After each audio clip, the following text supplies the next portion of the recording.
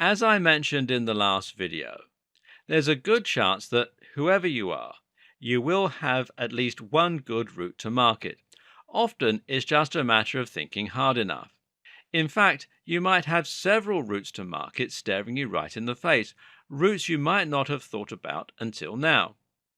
For example, it might be your friends. Now, let's say you're marketing to the gardening niche and that you know someone who runs a magazine on gardening with a readership of 5,000. This is a fantastically easy route to market for you, especially as there's probably a website with a forum involved too. Just ask nicely and see if they will cover your story. They should say yes, as this is a win win situation for you both. They get content and you get exposure. Another example might be your old college paper. If you're alumni from a university with a particularly big fashion department, then this could be the perfect place to sell your ebook on getting into the fashion industry. Essentially, this is a form of influencer marketing, with the only difference being that you're aiming for an influencer you already know versus desperately trying to find one. Plan B: try desperately to find one. Another great way to accomplish the same thing as I've just mentioned is to simply find an influencer that you can work with and then simply reach out to them. You can either pay them to give you a shout out or you can do something in return as a favor. A great example is to write a guest post for a blog.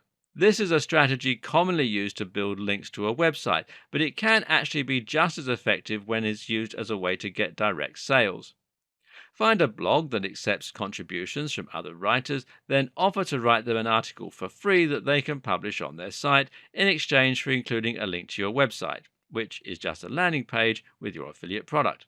If you can get on a blog with hundreds of thousands of people reading, then you can potentially get your links seen by thousands overnight, which could be enough to fix you up for life.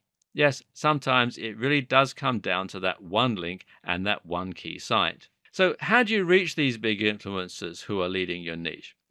There are two strategies that actually work. The first one is to interact with them in person. Go to networking events or even hire their services. Either way, create an actual relationship in person. And the second is to build your way up. Don't approach Tony Robbins when you only have a readership of one. Instead, aim for someone much smaller and then gradually look for bigger and bigger affiliates. This way, you should always be on the level with the person you're asking for help, which means there's much more likely to be something in it for them as well as for you. It also means that you're less likely to get laughed out of their inbox.